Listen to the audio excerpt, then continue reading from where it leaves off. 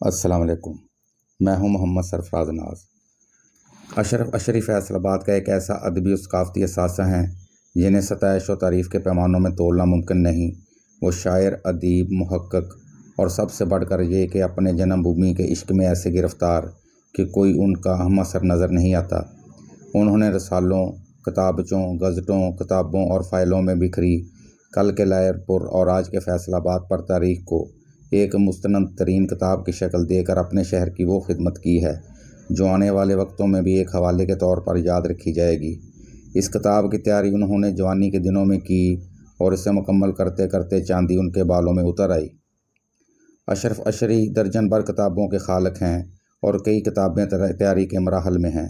इसके साथ साथ उनके पास दूसरी जंग अजीम के दौरान दिए गए मेडल्स, सिक्के और क़याम पाकिस्तान के बाद जारी होने वाले डाक टिकटों का ख़जाना भी मौजूद है। वो किताबों में उठते, किताबों में रहते और किताबों में ही फरागत के लम्हात में नींद पूरी कर लेते हैं। ख़ुद मैंने फैसलाबाद की तारीख़ पर जो सीरीज़ शुरू की है उसका सबसे बड़ा माखज़ अशरफ अशरी का तहकीकी काम और उनकी कुतुब ही बनी हैं। इससे पहले कि मैं आपको उनसे मिलवाऊँ, मेरी देखने वालों से गुजारिश है कि इस मालूमाती सिलसिले से बाखबर रहने के लिए मेरे चैनल को सब्सक्राइब करते हुए बेल आइकन का बटन ज़रूर प्रेस कर लें।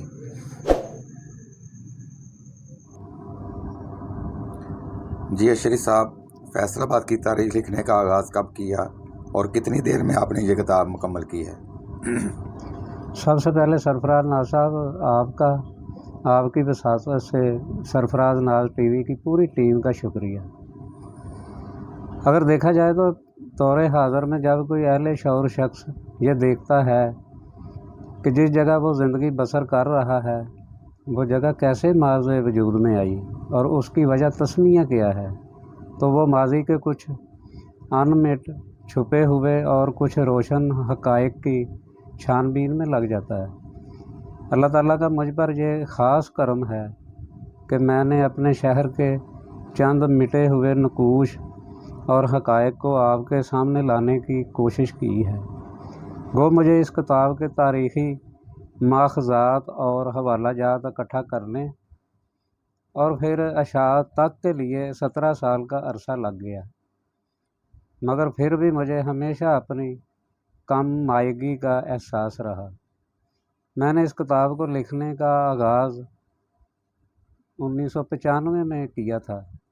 सबसे पहले मैंने इस किताब के लिए हवाला जाती किताबों की तलाश और जमा आवरी शुरू की थी, क्योंकि 1982 में मुझे शायरी और फैसलाबाद के हवाले से किताबें जमा करने का बड़ा शौक़ था। मुझे इस मौजू पर पुरानी किताबों को इकट्ठा करने के लिए फुटपाथों को खंगालने के साथ साथ दूर व नज़दीक की मकामी और गैर मकामी लाइब्रेरियों को देखने के लिए कई एक सफ़र करने पड़े, मगर अल्हम्दुलिल्लाह ज़्यादातर मवाद मुझे अपनी निजी लाइब्रेरी से ही मिला। ताहम इस शहर के बारे में सुनी गई मुख्तलिफ़ रवायात की छानबीन के सिलसिले में मुझे मकामी और गैर मकामी कई लोगों से मिलना पड़ा। मुझे इस किताब के मवाद की फराहमी और तरतीब में तकरीबन 17 साल का अरसा लग गया।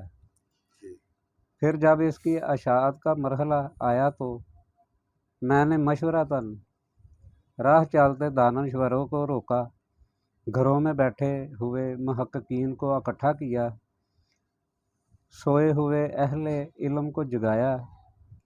इस सिलसिले में मुझे कई साल जा बजा मौसम गर्मा में पसीने से शराबूर होने के साथ साथ मौसम सरमा की सर्द हवाओं में भी ठठरना पड़ा, जिसका नतीजा ये निकला कि अल्हम्दुलिल्लाह मेरी ये अदबी कावश आज किताब की सूरत में आपके हाथों में है। और मैं आखिर में यही कहूँगा कि तारीख़ें कभी भी मुकम्मल नहीं होती, मगर मैं उम्मीद रखता हूँ कि आइंदा आने वाली नस्लें इस किताब की रहनुमाई से इस शहर के छुपे हुए मज़ीद हक़ाइक़ तलाश कर लेंगी। اشرف صاحب یہ بتائیں کہ یونیورسٹیوں اور کالجوں کے کتنے طلباء نے آپ پر مقالہ جات تحریر کیے ہیں؟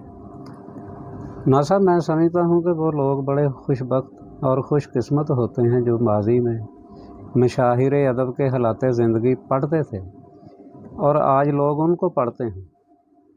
اللہ تعالیٰ کا لاکھ لاکھ شکر ہے جس نے مجھے میرے پڑھنے والوں کی طرف سے دائمی محبت اور عزت بخشی، اور اسی وجہ سے آج میرے حلقہ احباب میں ہر طرح کے لوگ شامل ہیں جن کے خالص خلوص کو میں کبھی بھی فراموش نہیں کر سکتا۔ اس کے ساتھ ساتھ میں ان تمام پروفیسرز صاحبان کا شکر گزار ہوں جنہوں نے میری شخصیت کو اس قابل سمجھا کہ مجھ پر مقالہ جات لکھوائے جائیں۔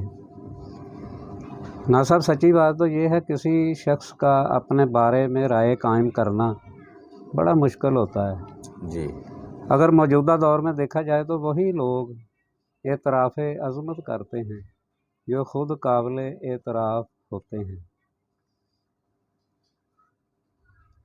الحمدللہ میری علمی اور ادبی کاوشوں کو دیکھتے ہوئے اس وقت تک 3 تھیسز مکمل ہو چکے ہیں، جن میں سب سے پہلا ایم فل کا تھیسز اشرف اشعری شخصیت اور فن کے نام سے 2017 میں Chenab college of advance studies Faisal آباد میں مکمل ہوا، جس کی مقالہ نگار بصری جماعت علی صاحبہ اور نگران پروفیسر میمونہ ریاض صاحبہ تھی۔ اس کے علاوہ جی سی یونیورسٹی فیصل آباد کی طرف سے ایم اے کی سطح پر ایک تھیسز اشرف اشعری بطور شاعر کے نام سے 2018 میں اسسٹنٹ پروفیسر محمد شبیر کی نگرانی میں ہوا، جس کی مقالہ نگار آمنہ فاروق صاحبہ تھی، جبکہ اسی یونیورسٹی میں دوسرا ایم فل کا تھیسز 2019 میں بعنوان اشرف اشعری بطور نثر نگار تہمینہ جبار صاحبہ نے اسسٹنٹ پروفیسر محمد شبیر صاحب کی نگرانی میں ہی مکمل کیا۔ اس کے علاوہ مجھے کئی ذرائع سے پتہ چلا ہے کہ امرتسر اور جلندھر یونیورسٹیوں میں بھی میری کتاب تاریخ فیصل آباد پر کام ہو رہا ہے۔ یہ بات میرے لیے بڑی خوش آئند ہے اور اللہ کرے ایسا ہی ہو۔ اشرف اشعری صاحب، آپ یہ بتائیں کہ اس وقت آپ کی نجی لائبریری میں کتنا ذخیرہ کتب موجود ہے؟ جی ناصر، ایک محتاط اندازے کے مطابق اس وقت میری نجی لائبریری میں تقریباً 7-8 ہزار کتب موجود ہیں، اور میرے لیے یہ فخر کی بات ہے کہ یونیورسٹیوں اور کالجوں کے سینکڑوں لڑکے اور لڑکیاں مقالہ جات کے موضوعات کے سلسلہ میں استفادہ کرنے کے لیے میری لائبریری میں آتے رہتے ہیں۔ اس لائبریری میں اسلامی، تاریخی، شعر و ادب، ادبی رسائل، تقریباً ہر قسم کے موضوعات پر مشتمل کتب موجود ہیں، جن میں زیادہ تر ادبی کتب ہیں۔ کیونکہ میرا موضوع ہی فیصل آباد اور فیصل آباد کے ادبا اور شعراء کرام ہیں، مجھے شروع سے ہی فیصل آباد کے حوالے سے کتابیں جمع کرنے کا بڑا شوق تھا۔ اس لیے میں یہی کہوں گا کہ اس لائبریری میں فیصل آباد کے مرحوم ادبا اور شعراء کرام کی ایسی کتابیں بھی موجود ہیں جنہیں کامیاب ہونے کے ساتھ ساتھ نایاب بھی کہا جا سکتا ہے۔ یہ بات میرے لیے خوشی کا باعث ہے کہ ان دنوں جی سی یونیورسٹی کے پروفیسر ماجد مشتاق رائے صاحب طلباء کے ذریعے ان کتب کو ترتیب اور رجسٹر میں اندراج کرنے کے لیے کوشاں ہیں۔ اشرف اشعری صاحب، آپ نے ہمیں اپنے قیمتی وقت سے چند لمحات دیے، اس کے لیے میں آپ کا بہت شکر گزار ہوں۔ آپ کا بھی بہت شکریہ۔